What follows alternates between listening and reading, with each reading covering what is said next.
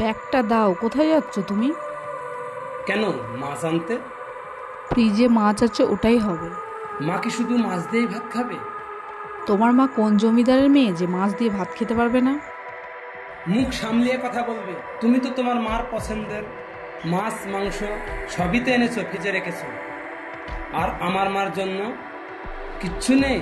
তোমার মায়ের সঙ্গে আমার মায়ের তুলনা করছো তুমি? কি বলতে চাও তুমি? একটু বুঝিয়ে বলো তো আমায়। এবার কিন্তু তুমি আমার সঙ্গে খুব বাড়াবাড়ি করছো। কি এমন বাড়াবাড়ি করলাম তোমার সাথে আমি? আর বাড়াবাড়ি করলে কি করবে তুমি?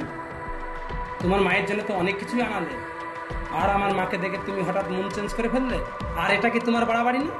বাড়াবাড়িটা আমি করছি না, বাড়াবাড়িটা তুমি করছো। আর বাড়িতে মানুষ এসছে, আমি তোমার সাথে ঝামেলা করতে চাই না।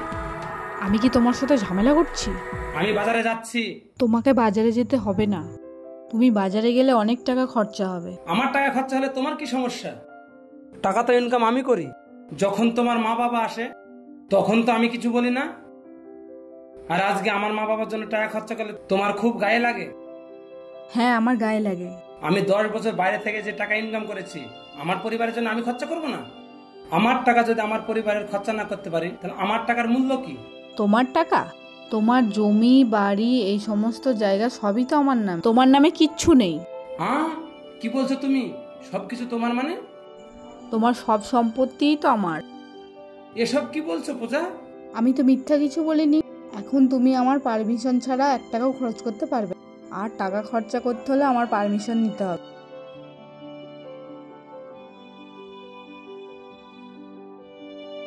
কিরে, কেমন আছিস তোরা? কি করছিস এখানে? কিরে, রাজের সঙ্গে দেখা হয়েছিল নাকি? না রে, রাজের সাথে দেখা হয়নি। শুনেছি ও বাইরে থেকে বাড়ি এসেছে। কই একদিনও তো বাড়ির বাইরে দেখলাম না ওকে। মনে হয় কোনো কাজে বাড়িতে ব্যস্ত আছে। আমি এত বড় ভুল করতে পারলাম? ওই দেখ, রাজ আসছে। আরে রাজ, আরে বস বস, এখানে বস। এই নে সিগারেট খা। কেন রে, কি হয়েছে? এরকম জীবনে হবে আমি ভাবতে পারিনি। আমি 10 বছর বাইরে থেকে যত টাকা ইনকাম করেছিলাম সব তোর বৌদির নামে করে দিয়েছি।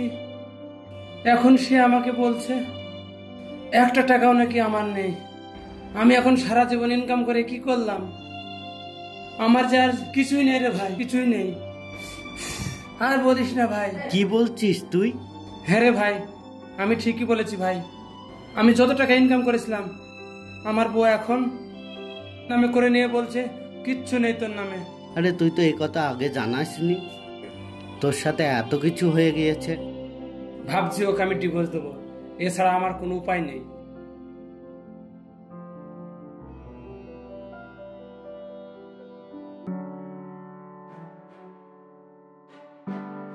তুমি যেভাবে শিখিয়েছিলে তোমার জামাইকে ঠিক সেইভাবেই টাইট দিয়েছি। তুই ঠিক কাজ করেছিস। এখন থেকে তোকে ও খুব ভয় পাবে, আর তোকে উঁচু গলায় কথা বলার সাহস পাবে না। আমি ভাবছি ও যদি ডিভোর্সের কথা বলে। দেখ মা, ও ডিভোর্সের কথা বললে কি করবে? ওর টাকা পয়সা সয় সম্পত্তি এখন সবই তো তোর নামে।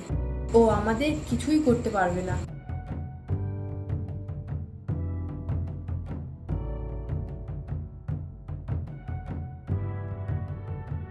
তুমি এখানে কি করতে এসেছো? মা তুমি ভেতরে যাও, আমি কথা বলছি। ভাই তোরা একটু বাইরে যা, আমি কথা বলে আসছি। আচ্ছা ঠিক আছে।